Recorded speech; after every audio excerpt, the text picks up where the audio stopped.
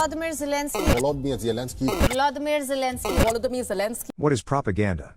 We are bombarded daily by the media that Zelensky is a good guy to no end and Putin is diabolical to no end. Is this not propaganda? Are all of Russia's claims propaganda? Then is there no propaganda in the West and Zelensky? Let's dive into today's top story. Why, we are currently looking at the greatest level of propaganda ever used in the history of the world. I think that's safe to say. I mean, given the amount of media coverage that we now have and the amount of money that's being spent, this is the greatest level of propaganda we have ever been witness to. Well, it's easier to just push it out on the internet now. You're right. And, and it reaches far and wide. Let's not give old governments any bones by saying they didn't do this much propaganda. They just had fewer opportunities. If they had a dial-up modem, they would have absolutely been probably trying to propagate as much propaganda as possible. But right now, we are all being played like an absolute fiddle by NATO. We are being, like we are NATO's fiddle right now.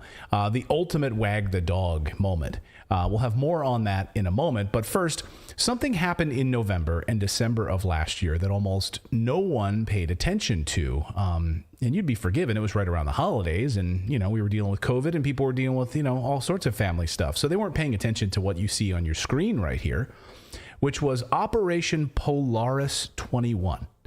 NATO forces from Greece, Italy, Spain, the United Kingdom, and the United States launched maritime exercises, including combat aircraft, surface-to-air defenses, and it lasted for weeks. It was a big show of force, and it was all meant to test certain things. They then, almost exactly at the very same date as Polaris was winding down at the beginning of December 2021, you had this, Ukrainian President Vladimir Zelensky announcing the intent to retake Crimea. And then, of course, it starts moving forces to start doing that. Seems really strange. It seems like it's coordinated, right? I mean, if you're a conspiracy theorist, you'd say, wow, how does that happen? NATO runs all of these big exercises, and then all of a sudden Zelensky wants to move troops towards Crimea.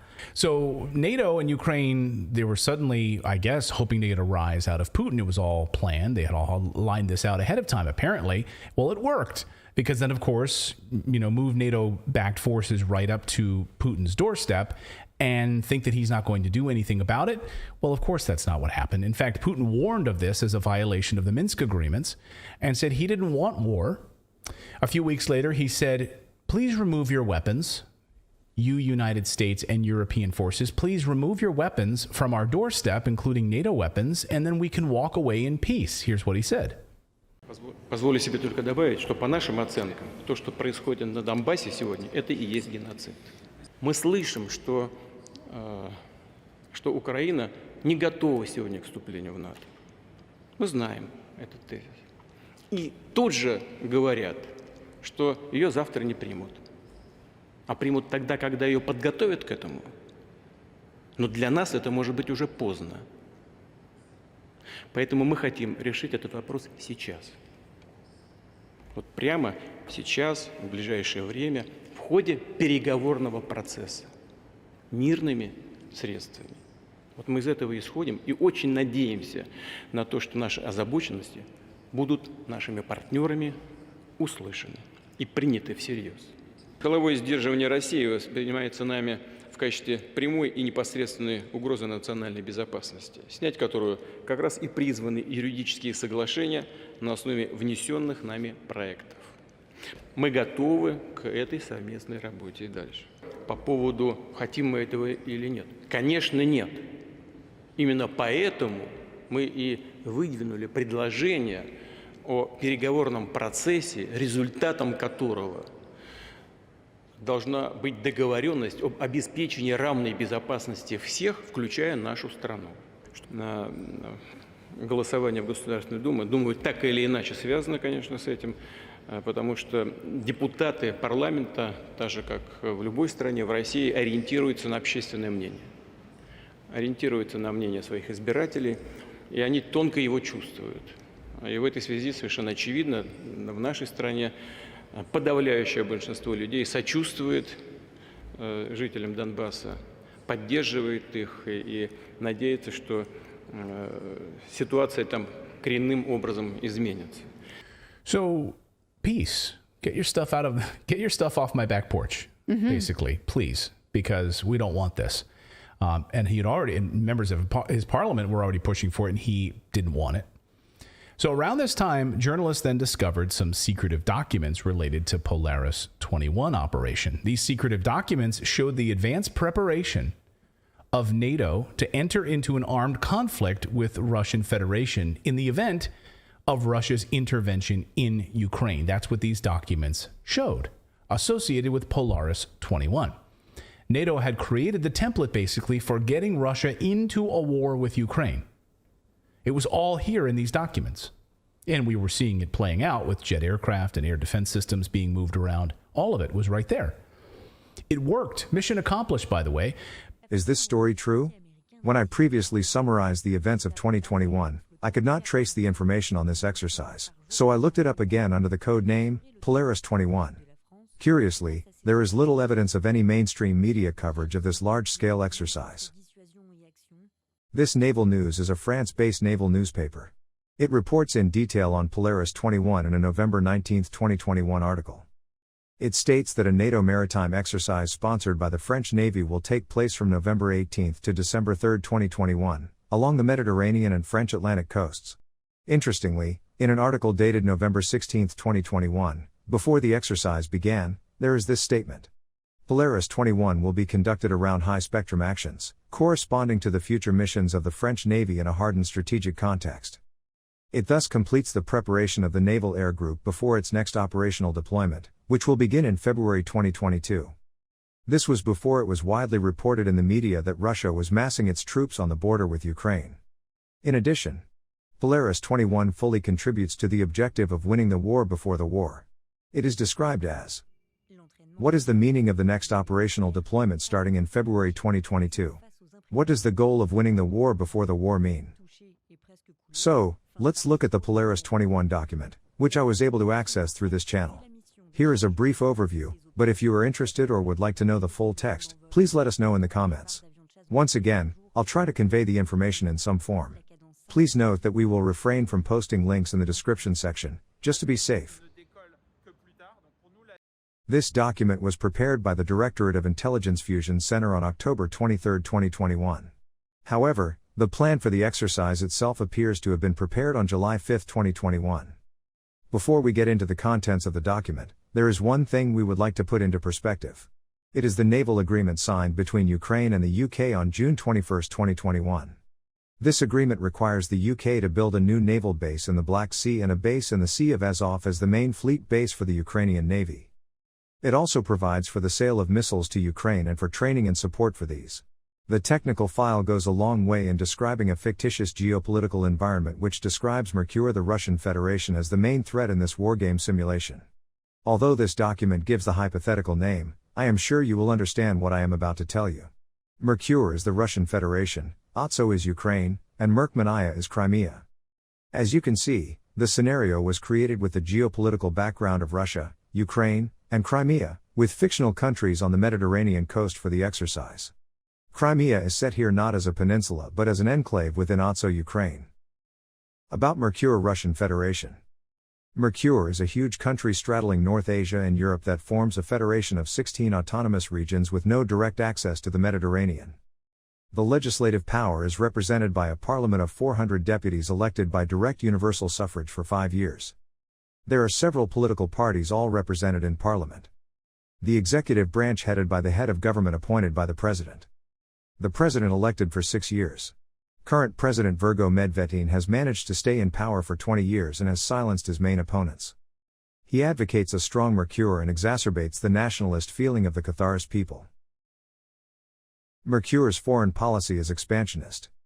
Leader of Mercure seeks to reaffirm his country as a major player on the world stage, after years of self-effacement from the US superpower.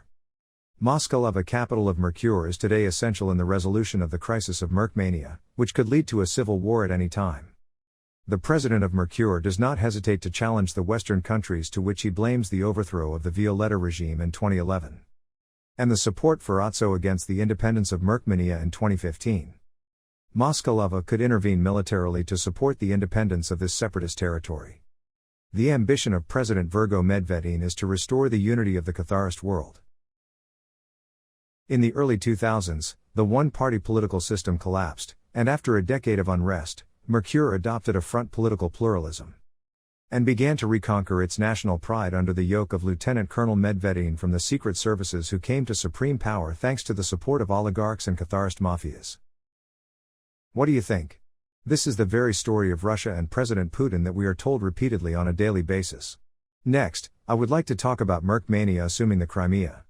As early as 2013, Catharist militias appeared in Merkomania, demanded autonomy, and refused to recognize Otso as an official language. The young Catharists refused their incorporation into the army and joined the self-defense forces set up by Mercure's military secret service.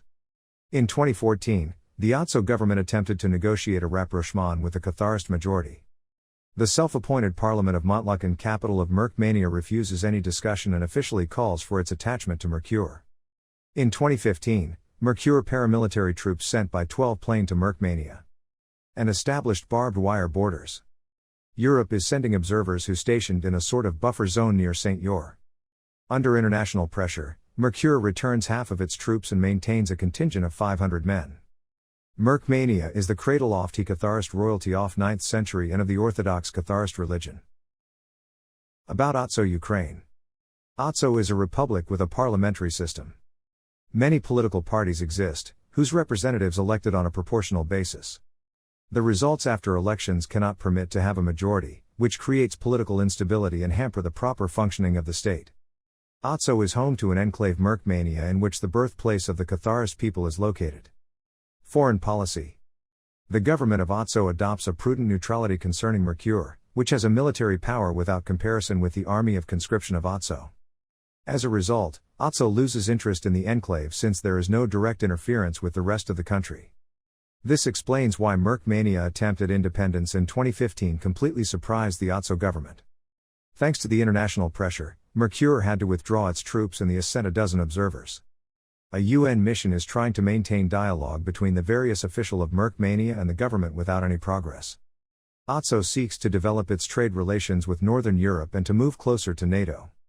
This last point is a potential source of contention with Mercure. At this point, you will all recall three noteworthy elements. The first involves the Western refusal to ever recognize the result of the referendum held in Crimea in 2014, which saw the local population vote overwhelmingly in favor of rejoining Russia. The second is a naval agreement between Ukraine and the United Kingdom.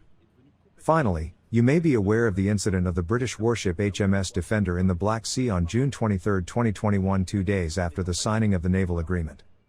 On June 23, 2021, the United Kingdom's HMS Defender undertook a freedom of navigation patrol through the disputed waters around the Crimean Peninsula. The Ministry of Defense of the Russian Federation and the Border Guard say that warning shots were fired from a Coast Guard patrol boat and a bomb was dropped from a Su-24 attack aircraft in the path of the Defender. The British military denied that any warning shots were fired, stating that they were innocently sailing through Ukrainian territorial waters, and it later clarified that heavy artillery was fired 3 miles backward and was not considered a warning shot. On June 27, secret documents concerning HMS Defender's passage through Ukrainian territorial waters were discovered. Revealed that the Royal Navy was preparing for a possible Russian offensive response to the vessel's passage.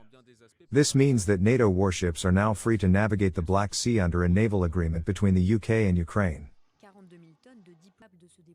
The naval agreement between Ukraine and the UK was to serve as a tripwire. The Ukrainian naval bases on the Black Sea and the Sea of Azov, while Kiev massed its ground forces on the front lines. It was likely to be used as a base for NATO ships preparing amphibious assaults on the port cities of Odessa and Mariupol. Отримали інформацію, що 1 числа в нашій державі буде державний переворот. Цікава ж інформація. Мені здається, що важлива інформація. 1-2 грудня. Але можу сказати одразу, що у нас є не тільки агентурна інформація, у нас є навіть звукова інформація, де представники з України, скажімо так. Zelensky said the coup will take place on December 1st or 2. Ukrainian oligarchs in cahoots with Russia. Then, on December 3rd, Polaris 21 will end. At this time, 125,000 Ukrainian troops were already massed in and around the Donbass. Why was there no coup and no movement of the NATO Navy? I think you already know the answer. President Putin has beefed up his troops on the border for a reason. With more troops than Ukraine and NATO expected. Had Moscow ignored the quickly developing situation, it would have been forced to confront a situation which would have impeded its ability to not only prevent a genocide on its doorstep, but also to preserve its own territorial integrity. With NATO warships allowed to roam in the area, time was of the essence, and Moscow could not afford not to act under penalty to find itself on the defensive. What was the new NATO operation that would be ready in February 2022? Вот послушайте, что я скажу внимательно. Ведь в доктринальных документах самой Украины написано, что они собираются вернуть Крым, в том числе военным путем. Не то, что они говорят на публику, а в документах написано. Представим себе, что Украина является членом НАТО. И напичкана оружием, стоят современные ударные системы, так же, как в Польше и в Румынии. Кто помешает? И начинает операции в Крыму. Сейчас не говорю даже про Донбасс. Это суверенная российская территория. Вопрос для нас в этом смысле закрыт. Представим, что Украина страна НАТО и начинает эти военные операции. Нам что, воевать с блоком НАТО? Ну кто-нибудь об этом хоть что-нибудь подумал? Похоже, что нет.